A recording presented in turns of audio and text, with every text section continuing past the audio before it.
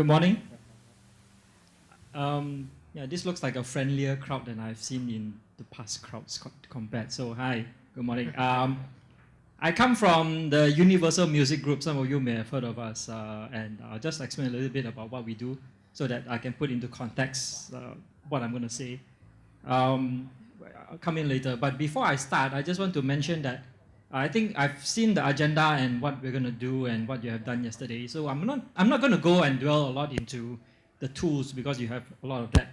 But I think from my perspective is two things. Is some of the concepts that we have to build around how we use marketing insights, strategy, behavior, and shape company strategy in general. And then number two, I'm going to show you some of the tools that we have in the Universal Music Group to market an artist like Justin Bieber, and how we extend those tools to assist other brands as well. So I'll talk a little bit about that from Universal Music perspective. But let me start with this because then it'll explain some of the thoughts that I have behind social media and strategy and business model. This is the very famous McDonald's logo. You all know this, right? Okay, so many of us here are Singaporeans or some are Malaysians. So I just want to ask you this question. How many of us in this room think that McDonald's has the best beef burger in the world? Can you see your hands? None? None? Okay, good. That's fair. 99.9% of the time when I ask this question, 99.9% of the time people tell me, no, Kenny, McDonald's does not have the best beef burger in the world. In fact, they have one of the worst. So if you compare McDonald's beef burgers, a lot of people say, Kenny, actually, Wendy's beef burger tastes better. You know the square ones, right?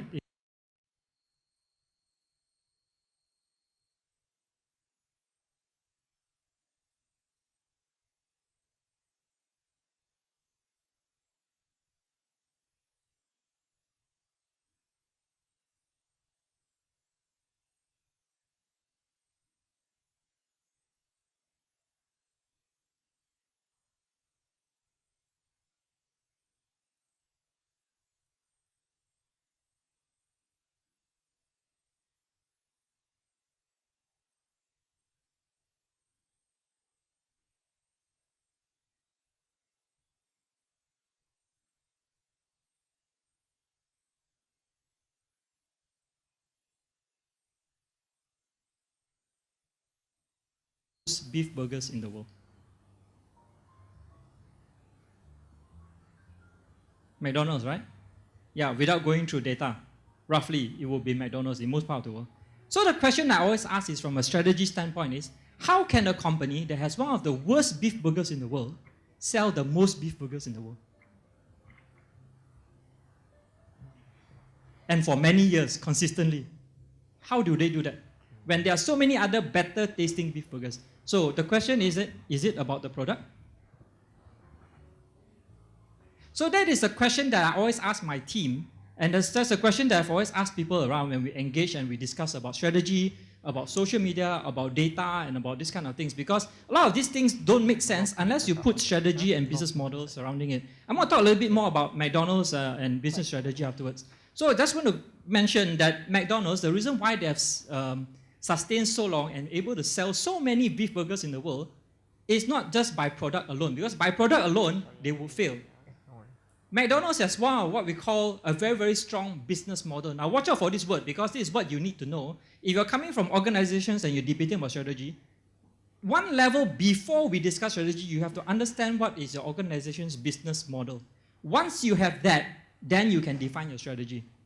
Okay? McDonald's has always been built around, recently they have changed a little bit, but for many, many years, McDonald's has built their business models around two pillars. One is in what we call convenience. The two C's. The first one is convenience. So they built their whole business model around this thing called convenience. Which fast food restaurant has the most 24 hours outlets? McDonald's, right? In most countries, which fast food restaurant has the most drive-through? McDonald's, right? Who started the 3 o'clock breakfast in the middle of nowhere? McDonald's, if those of you who can remember. Which fast food restaurant has the most playgrounds? Where children can just, I don't know about Singapore, but in Malaysia, in Singapore, you all don't bring your children out to eat, I think. Yeah, you just lock them up at home. In Malaysia, we bring them to it. So we have a lot of playgrounds because that's the only place we can dump our children. Okay, so a lot of countries as well. So McDonald's has built their whole business around convenience. That's the first C. The second C that McDonald's has built around the business model is around this word called consistency. So all their strategies and everything is built around. Now, McDonald's, for all the things that we can talk about it, is very, very consistent. Now, their brand promise is that we promise that no matter where you go in this world, whichever continent, whichever country, whichever city, we promise you the same bad-tasting beef burger. It's no more, it's no less. It tastes exactly the same. So their brand promise is very, very sharp. That is why most students from Asia, when they go to another country, the first time, right, what is the first restaurant they eat? McDonald's. Correct? I think some of you who study overseas, right? They all rush to, because that's the taste we know, it will taste exactly the same. No more, no less. So consistency. How many of you have come from McDonald's business? So I can test this, no? Have you ever seen how a McDonald's SOP looks like in the kitchen? The manual? No? Yeah, the McDonald's, if you're done audit, the McDonald's, you know the kitchen SOP, right, is this thick. I've been in there, and when I asked the restaurant manager, he says, oh, Kenny, this is not the SOP. This is the contents page to the SOP. This is the SOP. So they refer to this. So everything that they do is very consistent throughout the world. How many pieces of cabbage you have it, how long you flip the burger. That is why you can get very consistent orders in McDonald's compared to other fast food restaurants. You try ordering from KFC and you see, sometimes they give this, they don't miss out that or whatever. So consistency is something that matters. So what I want to mention here, I'll go a little bit more detail into business model. When you understand what your business model is and you build all your strategy and your campaigns and marketing around it and your strategy, it will not go far off and you will be well paid. But if you do not know what your business model is, you're going to implement a lot of tools, a lot of strategies, and you'll be flying all over the place and you won't get consistent results. So that is very critical. So I'll come back to business model afterwards. I'm from the Universal Music Group, and what we do is that we handle artists. So those of you who have not heard of us, you have heard of our artists. So Taylor Swift, Lady Gaga, Justin Bieber, Katy Perry, all these are Universal artists internationally. Songs like Despacito, unfortunately, is ours. So it's so we have all these artists that we work with internationally, and many of them actually come to Singapore. Now Horan just came. I think those of you who have been 5 Seconds of Summer were just here. Katy Perry. Before that, next month is Troye Sivan, if you ever follow artists like this. Chinese artists, regional, we have Jackie Chung. Those of you who know Jackie Chung, Eason Chan. Those are the artists. Ame, those are more Chinese. K-pop, we represent the SM group, so Girls' Generation. We represent BTS. We represent, those are the Korean groups that we quite a number of them, and also local artists. Those of you who follow local music, Gentle Bones, Charlie Lim, Lin Ying, Mike Capella. These are the local artists that we work with. So we work with artists all over the world, different segments. So we work across all channels. So those of you who listen to music on Spotify, Apple Music, or you watch YouTube, so these are all the channels that we sell our music to. Physical CDs are very rare these days. Only 1 or 2 countries actually sell CDs. Some of you do not know how a CD looks like if you're below the age of 25. I can show you later. So CDs only sell well in Korea and Japan. Those countries still sell a lot of CDs. So, but most of the time we deal with all this, and we deal with a whole sets of data that come in and we build our strategy around all this. We also own the largest merchandising company in the world called Bravado. So we have the license rights to print all the caps, t-shirts using artist images. Not only Universal Music artists, but Michael Jackson, Linkin Park, all these are licensed under Bravado. So we are also the biggest merchandise company in the world. We are also the exclusive partner and the song owner rights for Walt Disney. So globally, so Let It Go, Let It Go, unfortunately it's ours also. So those are songs that keep stuck in your head. Those belong to Universal. the Avengers theme, all this comes in the Black Panther, all this comes under Universe. So we have a very diverse catalog. So my teams run crazy every day trying to market different sorts of music to different. So we also run music like douche gramophone, classical, David Foster, the Verve, the kind of piano, classical stuff. So the music that we do actually is quite diverse, and my teams have to run all kinds of data sets and target different people. Okay, but I'll come back to that afterwards and how we're going to use that. So that's basically us. We have another division of our business that use exactly the same tools as how we use artists. We use the same tools and data and things like this to help brands. So a lot of brands come to us, so we basically act like an agency where we use the same tools and the data set that we have and expertise, and then we help brands. So many of the brands in the world use our, what we call the brands division, UMGB, we call it. I'll explain some case studies of how we do it. And sometimes we just use a profile, we have a matching tool that, for example, if a brand like Heineken comes to us and they say that, well, which artist is relevant to us? So we run through a data set and we give them the top 40 artists locally, regionally, internationally that matches their brand DNA or the campaign that they want to run. So we have those kind of tools that we do. So for example, that's how we match Dubai tourism with Imagine Dragons. Then we match Coca-Cola with Katy Perry. That's how we do it around the world. Okay, so we have that, and I'll come back to that afterwards. Okay, so from a business perspective, I already mentioned about business model, about why it's important, and how all these things that we're talking about in terms of data and social media, and it comes. So I have this thing called the 3x3 model that talks about strategy and how we use business model to run it. The first one is about the cow. This statement, if you are Chinese, you will know this statement. Cow don't drink water, cannot keep cow head down. It's a literal direct translation. Have you heard of this before? Those of you who are not Chinese, those of you who are Chinese? No?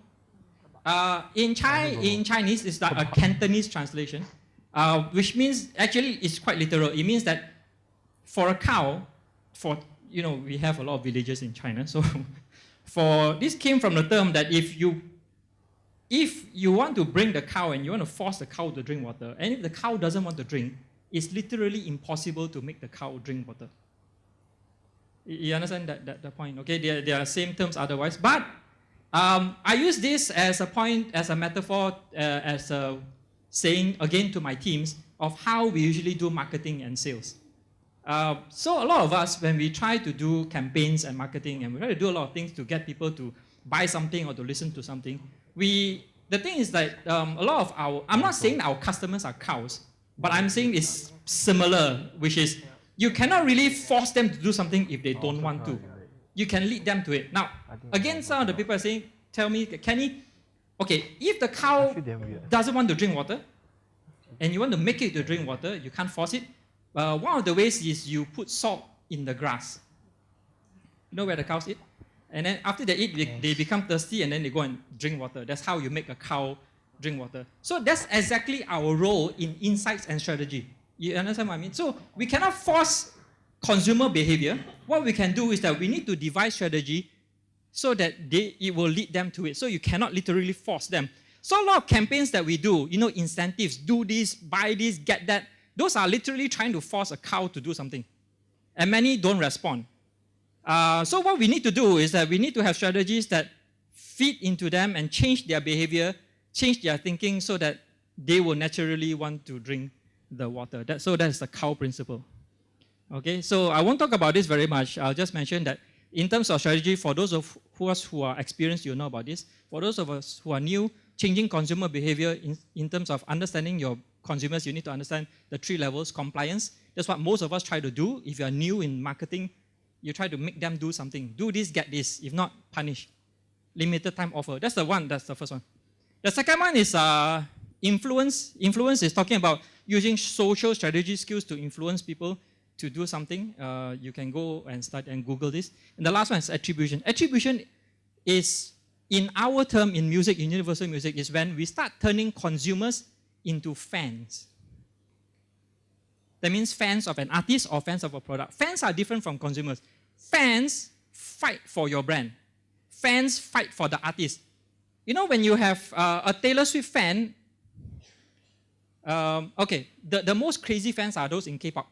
You know, you have a fan from a group called BTS, right? And you have a fan from another group called Big Bang. You try to see and you go to a Big Bang fan and you tell them Big Bang sucks. Compliments from BTS. You see what happens?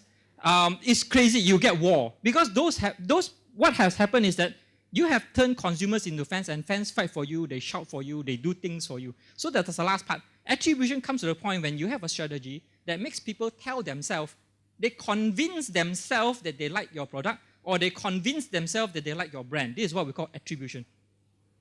Okay, so it's the other way around. So it's the highest level. So in terms of marketing, we have to reach the third level again. I won't come into this. Now, the other one about marketing, I put all this together, is the goal of marketing from this person called Sergio Simon. If you have studied his work, he was an ex-CMO of Coca-Cola twice. He has since retired. He was very successful during the terms when he was with Coca-Cola. And this is what he says. The ultimate goal of marketing and all that we do in data and insights and strategy and social media is this. The ultimate goal is to get more people to buy more things more frequently at higher prices. So 4 objectives. And then he says that retention and loyalty are useless if no conversion is happening. You know conversion? That means you either get more people, that means you have 10 customers today, whatever you're doing, you get 12 customers the next day. That is more people.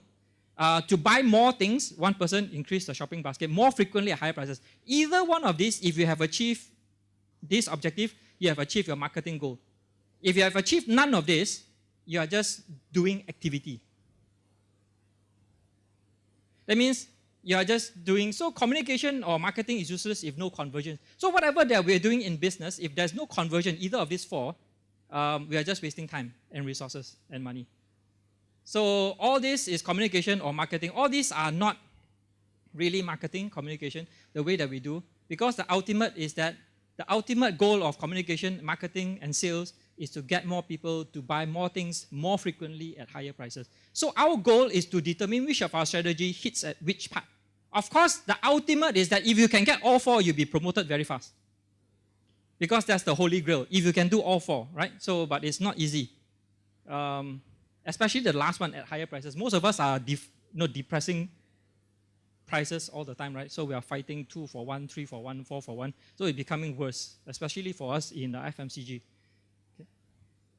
Okay, now, so that's some of the things that we do in Universal. So this is some of the things that we do as far as data and social media is concerned. Have you seen the mannequin? Have you participated in the mannequin challenge? No? Yes, you have. Okay, good. It's like the ice bucket challenge. Very good. You belong to the cool crowd. So the mannequin challenge came out from a song. It's global. It's like the ice bucket thing. Except there is a song called Black Beatles by Ray Sherman. It's one of our songs. That means people acted out. You know where they freeze? The music plays where they freeze and then the camera goes. No, you have not seen? Some of you looking at me blankly. You have been in the office too much. Please go out and enjoy yourself. So it's something that we do, and it's from a song, and that's how we marketed this song. We created a viral campaign called this Mannequin Challenge, and the artist created it, and then it started to go viral. So I won't go much into details. Okay, the last one is that I already mentioned this from McDonald's perspective. Understand from marketing, from insights, that the product is not the product. People, when they buy the product, they don't buy your product. They buy it for something else. They buy it for a job to be done. As long as you understand what the job is to be done, then you know how to sell it. You know how to market it. The product in the middle, the ladies would know, right? If guys, you don't know and you have wives, you better be careful. There is a LV bag. Okay? So people don't buy LV bags to carry things. Right? Correct, ladies? If you want to just carry things, that's not the job to be done. You buy a LV bag for something else, right? Men buy Hublot or they buy a Rolex. It's not to tell time. If I want to tell time, a Casio will do. My watch that I'm wearing in Malaysia costs 12 ringgit. It has no brand. Because all I need is to tell time. And if it breaks, it breaks. So people who buy Rolex are not buying it to tell time. It doesn't tell time more accurately than something else, right? So So people, when they buy Rolex, is for a different purpose. People who buy Domino's, in my family, we order Domino's is not because the pizza tastes much better. It's because I have 3 children, and when they're hungry, I need the food absolutely below 30 minutes. If not, I get havoc in the house. Okay, so because Domino's is the only one that can guarantee it. The other food that I've tried to order, Singapore is easier because you're much closer. In KL and PJ, if you try to order food, it sometimes takes an hour or 2 hours if you're not Domino's. Even McDonald's takes an hour and a half. Okay, so I order Domino's not because of the pizza. I order Domino's because I need to feed my children below 30 minutes. So all of us buy things. So as long as, no matter what company you are, as long as you understand what is your business model and you understand why people are buying certain product, again, it's not because of the product, it's the reason for it. You build your strategy and marketing campaigns around those things, you will not, those are fundamentals before I go into tools. Okay, so as long as you understand that, it's something that we do in Universal Music as well. Okay, so the business model actually is these 3 things. The rest are for reference slides, and I'll come to some tools afterwards. So for those of us, again, who are new to marketing, some of us, I've heard that some of us, half of us in this room are new to strategy and marketing. One of the things that I do, again, encourage you to study is your company's business model. It consists of 3 things. Unique selling proposition, your USP is very basic, but you have got to understand what is so unique about your product. Okay, so about what you want. The Tata Nan, okay, I won't go into it in details, but the other one is the profit model, how your company spends money, invests money, and gets revenue. This is key. The last one is market discipline. Now, once you have all these 3 aligned, you have a unique business model. If you are not sure of any of these components, which means you are still not very clear about what your business model is. I'll use some examples from here. So in market discipline, there are 3 types. There's a product, there's customer, and there's operational excellence. Those who are operating under the operational excellence space talks about convenience and cost. And they build their whole business model and operations around it, marketing-wise, insights, data. It's all about the last part, about cost. I'll come and, the other one is product, the other one is custom intimacy, which is to do with depth. Let me use some examples so you understand what I'm talking about. Under cost and convenience, you have this company called AirAsia, right? So in Malaysia, most of us, let me ask this question.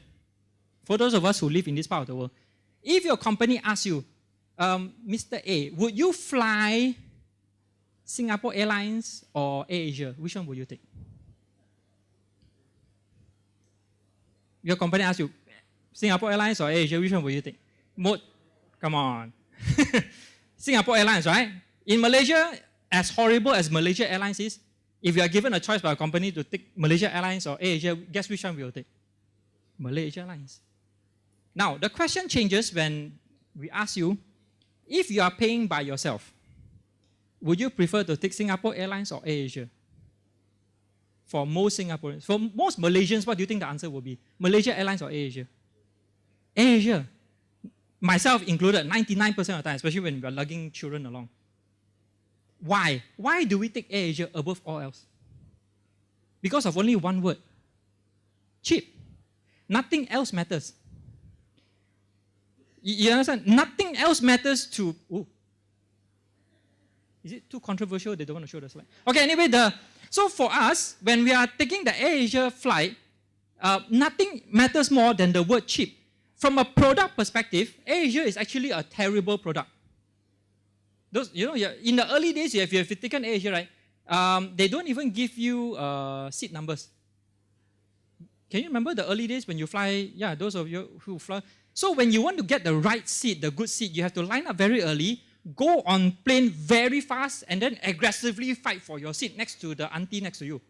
Otherwise, you cannot get a good seat. Okay, so yeah, so all this, what we call, so AirAsia, because of the word cheap, built their whole business model and data and insights and tools around how to get the cheapest price tickets. You understand? They don't focus on other things. They don't focus really on customer service. They don't focus money and investment on product, on upgrading your leather chair. They don't ask about this. Why? Because they only care about one thing. Cheap. Because they know that cheap is what gets them ahead. So if you understand where your business model is coming from, you know where to invest your tools and not just to follow the next best case study that comes up. You understand where I come from? Okay, it's good. Okay, so I won't talk about the rest. So if you're LV, you're in product, it's different. Okay, so if you're LV, you don't talk about discounts, right? You never get discounts in LV. Those of you who don't know that yet, I learned that the hard way. I've tried getting into an LV store and asked for discount. Worst mistake of my life. Okay, so so if your business is built around customization, which is Ramly Burger, it's different. Your data sets, your social media tools, your campaigns are very different. Okay, so I won't talk about the rest. You can go back and read because these are very simple. Just very quickly, in Universal Music and taking away the core strategy and everything, because we deal a lot of millennials and the way that our product comes up, because our product comes out every week. So every Friday there's a new Music Friday. So for us, product turnover is very fast. So we have new products coming out every week. And we always have to have a new marketing campaign every week. So my marketing teams actually have product rollouts every other day. And that's just international music. So the things that we do, and we try to keep our fans and audiences and people engaged, is that we use this concept called gamification. Again, I won't go through details here. You can go through the slides, but you can go back and ask those of you who know. Gamification is not about putting your app on a game. That's not what I mean. Gamification, which means this is the behavior of millennials, which is from what we know, is that all millennials like to play games in real life. What do we mean by games? Is that the reason why Instagram and Facebook and some of these are so prevalent and so addictive to many millennials is because all this is like a game to them. Gaming, which means to them is that, for example, do you know one of the biggest things that people like these days is to see how many likes they get? It's part of the millennial generation because to them it's a game. When I post a picture, if I cannot get 40 likes within the first minute, I will commit suicide. That is a game to them. My friend get 150 likes, I only get 149. Oh my goodness, how come I only get 149? That's a game. To them, all this is a game. So all these are things, if I get more comments than you, then I win. So all this is what we call gamification. That is why all the campaigns that we do, that we build around, when we roll out a new Taylor Swift album, the way that we promote it is we make it a game so that everybody fights and promotes and make it viral. The video, the mannequin challenge that we showed you just now, it was a game that we created. It's a viral. It's not even a software. It's just a game that we created to market the product. So understand that if you, in this day and age, that if you want people to pay attention, gamification of your campaigns is very powerful. It's what we do many of the times. We have, like for example, a dance competition. People submitting videos to promote a new album called Red Velvet. Those who win will get to meet Red Velvet live and have a meet and greet with Red Velvet, the group, take pictures with them and have a private dancing lesson with Red Velvet. It's a K-pop group, so we actually did that. So a lot of submissions. Okay, I won't talk about the rest. Okay, so we have in Universal, we have created a lot of tools like this, game tools to market different products, and we actually allow brands to use these tools. So for example, we have this whack-a-mole game that sells the Star Wars music. Then we actually sold the same platform to, I can't remember, I think Coca-Cola. So to allow this to use, so to co-brand with this game to sell Star Wars. So we actually do that alongside. So we have built all these tools to market the artists, and we extend these tools to brands as well. Okay, so we have now VR, some of the tools that we use. We are doing VR concerts, virtual reality 360. So a lot of our music videos are now coming out are 360. You can actually go around. A lot of concerts that we record. So we now are building a huge database of concerts that you can watch on VR. Okay. Paul McCartney. The Weeknd music video. You can actually interact. So these are different videos. Okay, so just want to end with this. That my last 2 minutes is that there's Demi Lovato. I won't go through the video with you. So, but one of the things that we did was in Demi Lovato in Cambodia. So one of the countries that I'm in charge of is Cambodia. And we brought Demi Lovato to Cambodia for 4 or 5 years ago. Now, Demi Lovato, when we brought her, we actually worked with a brand called Smart Axiata, which is part of the Axiata group, is a telco, the largest in Cambodia, and they want to do a brand campaign with us. So we partnered with them, and one of the things is that to increase subscriber base, we had a Demi Lovato campaign. And one of the reasons why we wanted to bring Demi Lovato was because we know that she's going to tour in that region. She hasn't been to Cambodia before, but she will be the most cost-effective artist. If you try to pick Taylor Swift, it's too expensive. So Demi Lovato was the right demographic, but the problem was that we know that we can use her very effectively because she was the one that sung Let It Go, which was very hot at the time. It was like 4 or 5 years ago. Okay, so Demi Lovato was there, and we know that she come. So we created the whole campaign, but the problem was that many Cambodians don't know who Demi Lovato was. So we decided to bring her, and what we did was, actually I won't talk about the...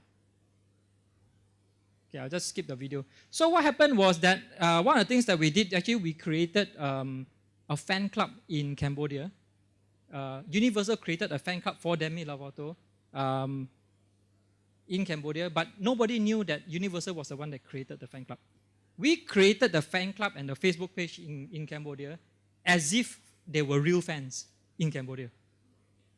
So we actually populated it, and then we built fans and contests and things like this. And our campaign was that if we can get... So then we went to the street and told people the song Let It Go, and it was sung by Demi Lovato. So we did all this seeding. And one of the seeding that we did after a while, took up about 6 months, and one of the campaign that we did right at the end was that if we can get 10,000 likes, Demi Lovato will come to Cambodia. So we did a campaign. So we did that, and everybody was, trying to say, and we were trying to see how we can bring in. And then finally we say that, although Demi Lovato may or may not come, then we created another campaign after that to say that Smart Axiata is going to come to your rescue and bring Demi Lovato to Cambodia. So Smart Axiata sponsored Demi Lovato to come to Cambodia to do that. So a lot of people subscribed and went to. So in that concert, you cannot buy a ticket. You can only go if you're a subscriber. Okay. So we brought Demi Lovato to Cambodia. We did it on Diamond Island. 30,000 people. We flew the stage from Singapore to Cambodia.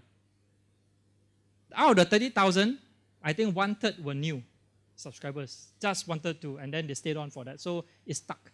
That's why after Demi Lovato that we did the same campaign 2 years after that for Jessie J. Jessie J was 45,000 people. Okay, so we actually had to book the whole island. There was no stadium big enough, so it actually was an island car park. Okay, so that's some of the things that we do to merge artists and insights and data and social media and stuff like that. Very simple to build things to market our own artists as well as for the brands. Okay, so that's all for me. Okay, so just remember this from a marketing perspective. Do not lose sight of what you're trying to do. If you can do this, you'll be well off. Okay, thank you very much. I'll see you next time. Thanks, Kenny.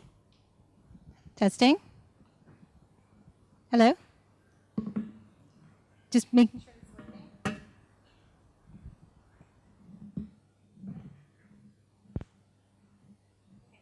Just a quick thank you. That was a surprisingly entertaining talk on digital marketing. I actually feel I learned so much more aside from that. Just very quickly, before he disappears entirely, Kenny, we do want to make sure that everyone gets a chance to ask some questions. So I have one to start with, just to get the ball rolling. Very quickly, you shared with us that you have a very savvy audience. You have to use a lot of fairly advanced digital tools and techniques. So in terms of being able to do this, how do you ensure that your own team is skilled up and ready to use all of these great technologies? Let me come back up. Testing. Testing. Okay, you can try. Testing. Okay. What I have... Okay, what I've... Testing, testing. Okay, good. What I've glossed through is what I've not shown because it's quite obvious to many of us in this room. All of us have our own data tools and insights and things. So we do have that. So we have every data listening tool imaginable. So you can imagine, like for example, a YouTube video. If it doesn't go above 10,000 views, we get a notice within the first hour, things like this. So Spotify. So we have huge data sets coming in. So, and what we do is that, of course, training is one of those things that we need to get involved in. But also the other thing is that actually, like what you have done in Prudential, is that in Universal Music now, I think as compared to the past, half of our organization does not come from the music background.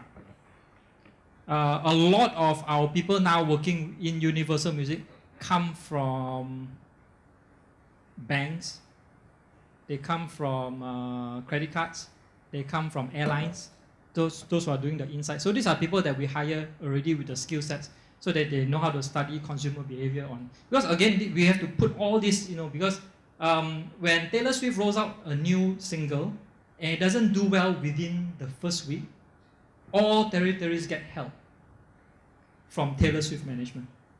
Okay, so I've received personal calls from managers of some of these artists and saying, why is Singapore not selling? We used to do 100,000 streams, now we only do 50,000. So we get that kind of thing. So my team is involved and we get, of course we have the trainings and the tools and we have the things that you all do, which is weekly conference calls and things like that. So, but I think trying to hire the people will be the key, the right people, instead of just trying to transition the older staff or the different skill sets. So I think bringing in people from airlines, the credit cards, like I said, the loyalties, all these, those who know how to study data sets and statistics are important to us. Yeah. So we have a whole business intelligence division for music. We actually bought Universal Music bought 2 data analytics software company. Great, thank you for sharing. Any questions from the room? I think you can ask about anything from cows to jobs to be done. I think it's open. Anything else? Great, thank you so much. Thank you. Great talk.